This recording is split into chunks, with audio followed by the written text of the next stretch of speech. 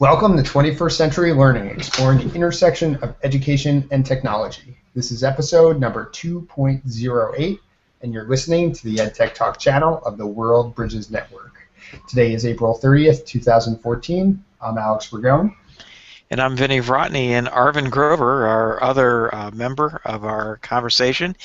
He happens to be on assignment today with something that it seems to have come up last minute, so we wish him the best and hope that he's not been caught by tornadoes or something in through the city. No tornadoes in New York today, at least that I haven't had any of the the thing. Yeah, fair enough. That's never a good thing. So I'd just like to do a follow-up to an episode that we had on, I think it was probably 2 years ago. We had a very interesting thing occur this week, or over the past week. 2 years ago, right around this time in April, early May, we had Joel Levin on talking about Minecraft EDU. Minecraft here has gone off the charts, so to speak. We actually had a great article in the Chicago Tribune. Nice. One of the things that occurred is that Minecraft use in schools made page 1 of the Chicago Tribune. Oh my! And it was a positive story about the use of technology and the use of Minecraft, and we were fortunate enough to be one of the schools highlighted in that article. So we on the Chicago Tribune website on Saturday, there was a video that they created, and then we've got a couple pictures of our students and a great quote from one of our students. The reporter went out and did a very, very nice job in terms of researching. That's really, great. really fair. Yeah. So what are some of the highlights of Minecraft? So what I was interviewed, but I hit the cutting room floor apparently, and so what the story focused on, at least from our school perspective, is a 5th grade project that we've been doing, where students traditionally have done a dragon cosmology. Each of our classes has what I call a spirit animal associated with it, and we have a veteran 5th grade teacher who does dragons. And so the students start off the year by reading either The Hobbit or Fellowship of the Ring to talk about Tolkien and developing cosmologies and fantasy writing and descriptive writing. And then the way that the project has progressed beyond that is that students then develop their own dragon and the dragon's special abilities, and then they need to write 3 episodes. One typically is dragon versus nature, dragon versus dragon, dragon versus man, which ferret out how and why the dragon has the name and has the special abilities that it does. And within that, they have to develop and have in the past have drawn and done dioramas. This year, the teacher opened it up to the students. Students went out and did research in terms of what mods and things would be necessary. And so, we started in November with 3/4 of the students who were skilled, a quarter who had never touched Minecraft. And over the winter and spring, they've been creating their dragon universes in Minecraft, and it's been really, really exciting. We've got other projects. We've in our 8th grade teacher, she does a capstone project with our 8th graders, a monuments project, and she is also now allowing students to develop and build their monument in Minecraft, in addition to the Google SketchUp and the Sketch and the physically building it. So she allows for alternative assessments, and we're also seeing it in our language arts in our middle school for some independent reading project pieces. And again, I'm fortunate to be in a location where teachers are open to alternative ways of showing what it is that you need to demonstrate within there.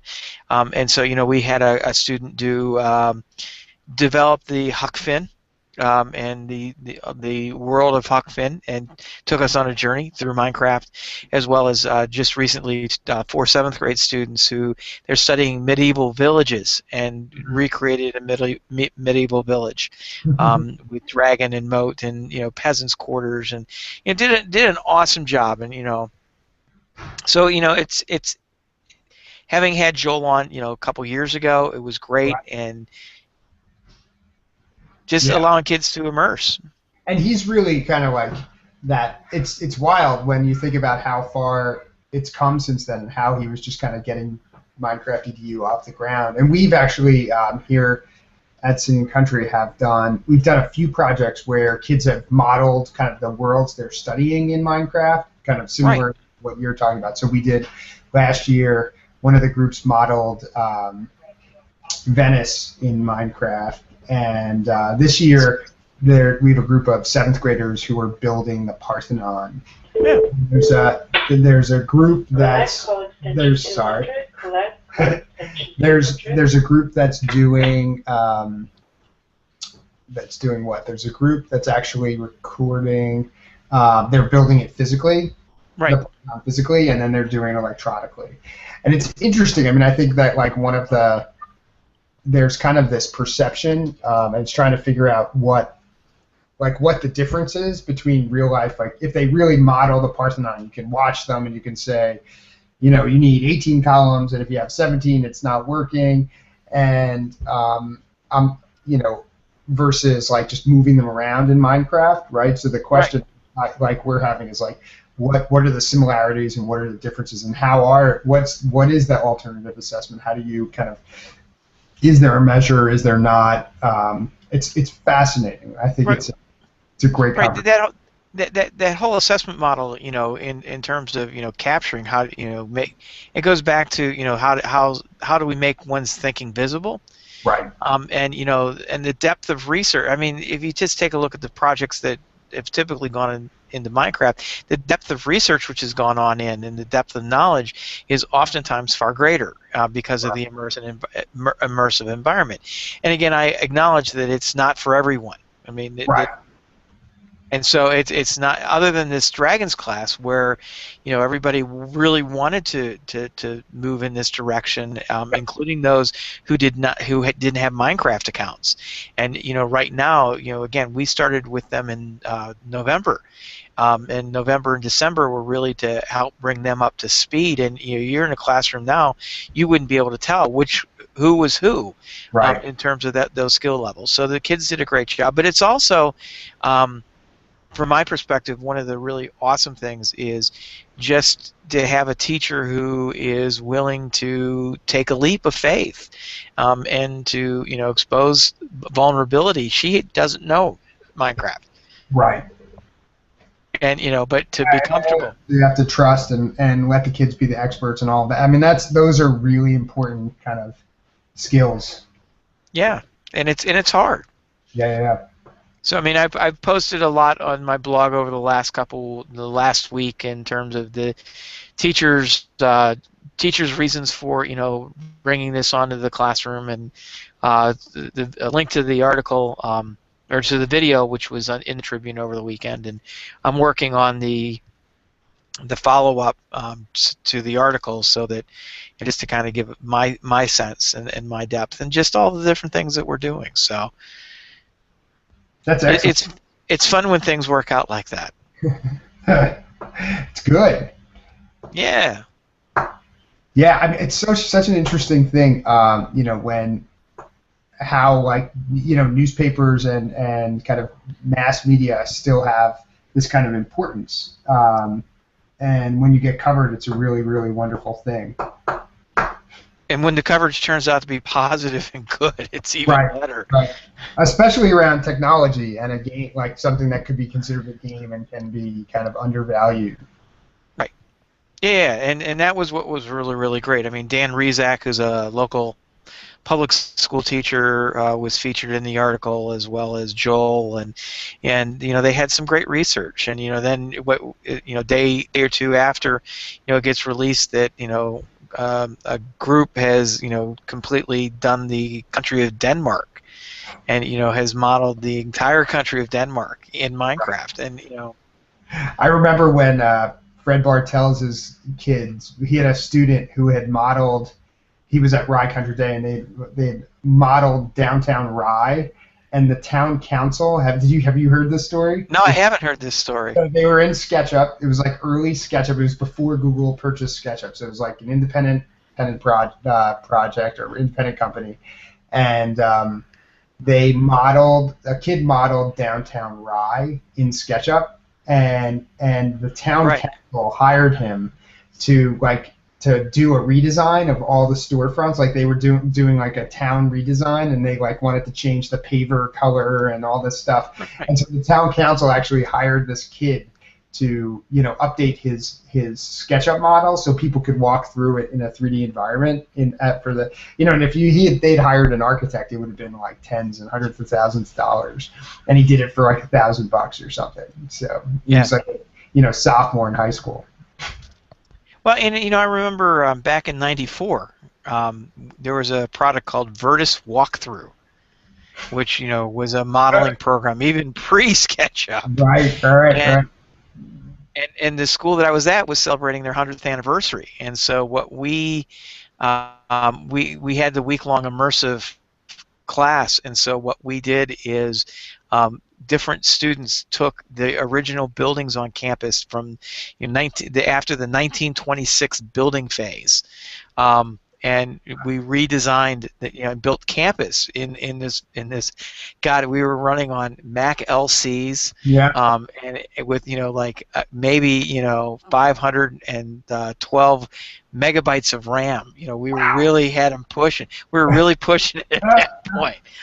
And the rendering would take like 10-15 minutes to render, sometimes. But the skill that these kids, there was a building with the turrets and the garnets and everything called Knowsley Hall that and built it. But one of the things at the school that we in with that research and discovery is we kind of took a walk around campus because most of the buildings were still there. There were a couple that had been raised to make room for other additions, but the auditorium at the school was called the Diller Street Theater, but there is no Diller Street in town anymore. And so I was able to show them, if you walked by the pickup line, there was a little sidewalk that went off, and it was stamped that sidewalk was poured in like 1923.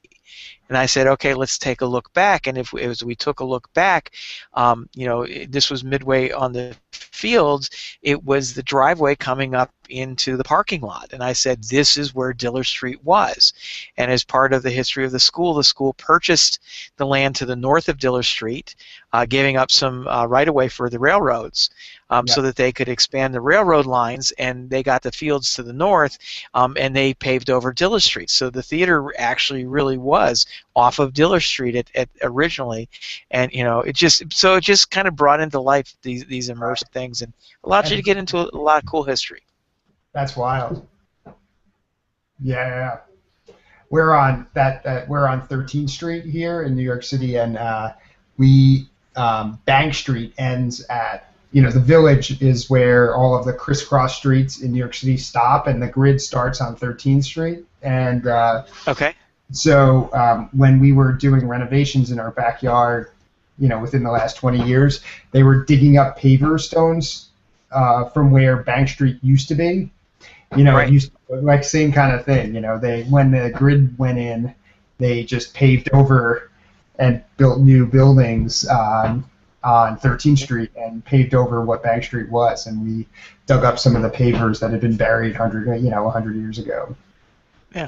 So it's fun, and I know that you guys do a lot of different projects at City and Country that really tap into this immersive. Student is researcher, student is architect, student is creator.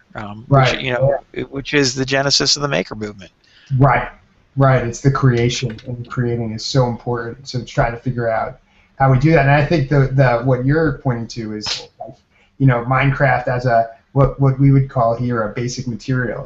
It's that kind of clean slate technology where you have an environment where you can build and create in a lot of different ways, and you don't know exactly where you're going to go. But that's a kind of one of the characteristics of technology that I think is really important to kind of adopt. It's ones that have a basic material concept, and you can build on top of it, and you have that flexibility.